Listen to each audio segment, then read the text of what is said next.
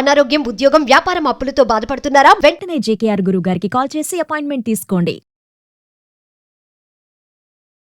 Trump tariff మన India మీద almost 20-25% tariff అయితే వేయబోతున్నారట. అసలు దీనికి సంబంధించి ఏమేమి ఎఫెక్ట్ అవుతూ ఉంటాయి, ముఖ్యంగా మనం చూస్తున్నట్లయితే స్టాక్ మార్కెట్ అనేది చాలా ఎఫెక్ట్ అయ్యే ఛాన్స్ ఉంటుంది.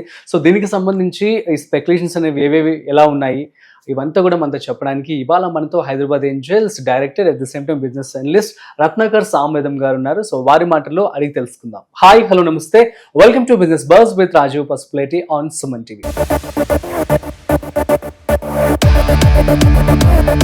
Hi sir, namaste sir. Final గా ట్రంప్ టారిఫ్ అనేది స్పెక్యులేషన్ అనేది ఏదో పాజిటివ్ గా వస్తుంది.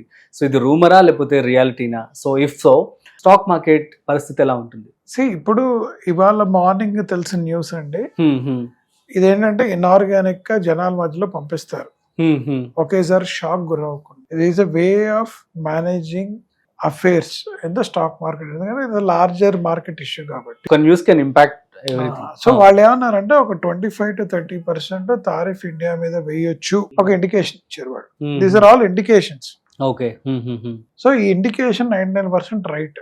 అటు ఇటు 5% తేడా ఉంటుంది, కానీ it is 99% right. So tariff కనుక ఇండియా మీద పడితే ముఖ్యంగా export driven organisations, pharma companies are the largely affected organisations. Technical అడగాలంటే pharma is the biggest exporter from India. తర్వాత మన బిర్యానీ అంటే food agri is the second largest exporter. Third, we are doing lot of electronic components, lot of artisans, lot of food items. Even Priya pickle is a good seller in market. నా mother recipe అనేది ఉంది, అది కూడా is large. వీళ్ళందరూ కూడా effect పడుతుంది, వాళ్ళ sales అన్ని డౌన్ అవుతాయి. And the prices goes up, general tendency of the people is why I have to buy another 5 rupees more for the same product.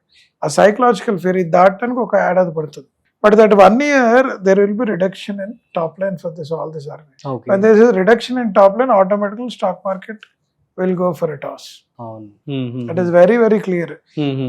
There is no other option. So Trump tariff effect అయితే ఉంటుందండి, లేదు అనే point లేదు.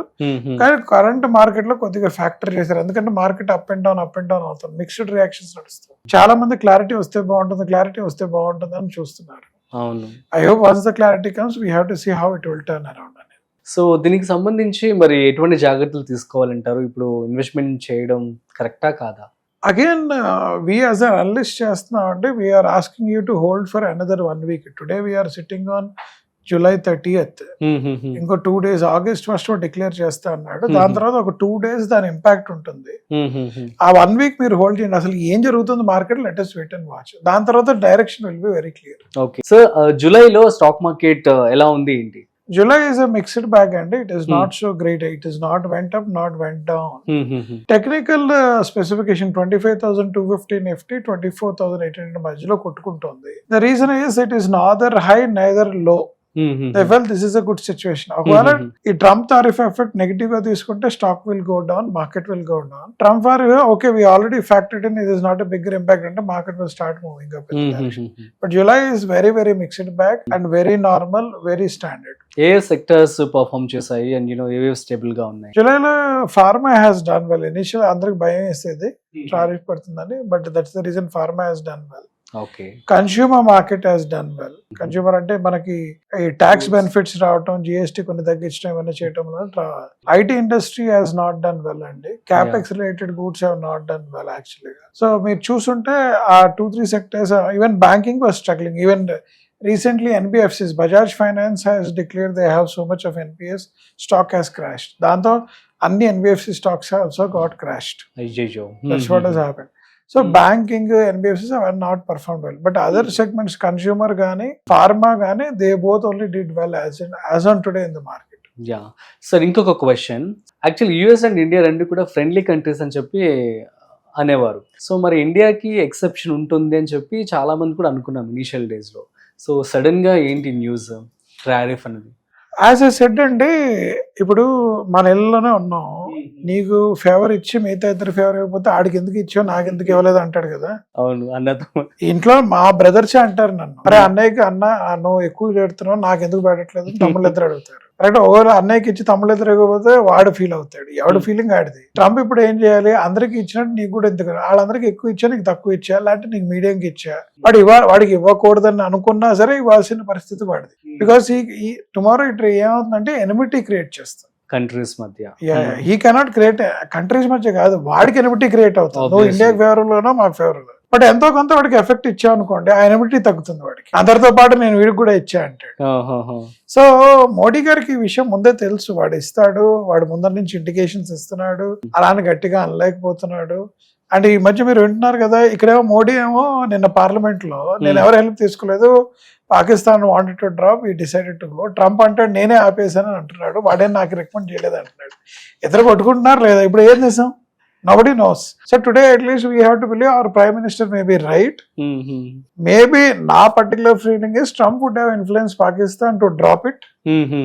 Otherwise you will get killed. And Pakistan wala DG or director general would have called our Indian DG and said I want to drop the proposal. వాడి మాట నిజం ఏంటచ్చు, వీళ్ళ మాట నిజం ఏంటచ్చు. అదే సిచ్యువేషన్ ఒకటి, ట్రంప్ పాకిస్తాన్ ఆపడం వల్ల ఇండియా ఆటోమేటిక్ అయిపోయింది. మీరు ఎప్పుడైనా చూడండి, Indian government, Indian philosophy is వేరే వాడు వచ్చి బాంబు వేస్తే మనవాడు బాంబు వేస్తాడు, వాడు బాంబు వేయటం ఆపేస్తే మనం కూడా బాంబు వేయటం ఆపేస్తాం. It is very natural tendency. వాడు ఆపేసినా నేను వేయటం అనేది జరగదు ఇండియాలో. ఆపరేషన్ సింధూర్ లో కూడా టెర్రరిస్టులు వచ్చి హిట్ చేసిన తర్వాత మరి వీళ్ళకి ఎన్నిసార్లు చెప్పినా బుద్ధి లేదని చెప్పేసి just they focused on killing all the terrorist camps, they not hit any civilian. Pakistan కి ఏమైంది ఇంటర్నల్ గా, అరే నా కంట్రీలో నా వాళ్ళకి తెలియకుండా నన్ను మా వాళ్ళు కొట్టేశారు, వాళ్ళందరూ తిట్టారు, ఏరా నీకు తెలియదు నీ కంట్రీలో ఇంకోటి వచ్చి కొడుతుంటే. మన ఇల్లు ఇప్పుడు మన ఇంట్లో కూర్చుంటే ఎవడో వచ్చి కొడుతుంటే నువ్వు ఎలా ఊరుకుంటా, నువ్వేం బిగుతున్నారా అంటే వాడు తప్పక బాంబే చేశాడు. That's why they both have started bombing. But when Pakistan stopped, India also stopped. It's a natural phenomenon. India will never do war. మీరు గుర్తుపెట్టుకోండి ఎప్పుడైనా సరే, ఎవడో వాడు బాంబు వేస్తే నేను వేస్తాను, లేకపోతే నేను వేయనే అంటాడు వాడు.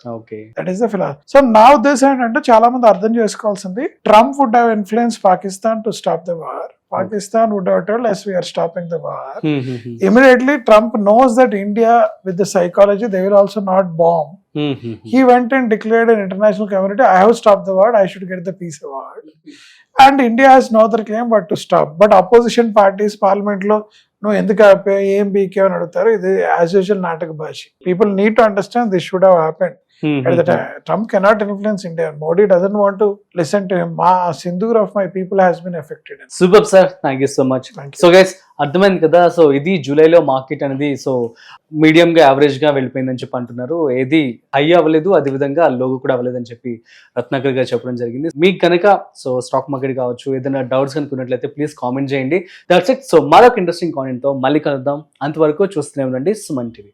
This is Rajiv signing off. Video నచ్చినట్లయితే like, share and subscribe. Thanks for watching.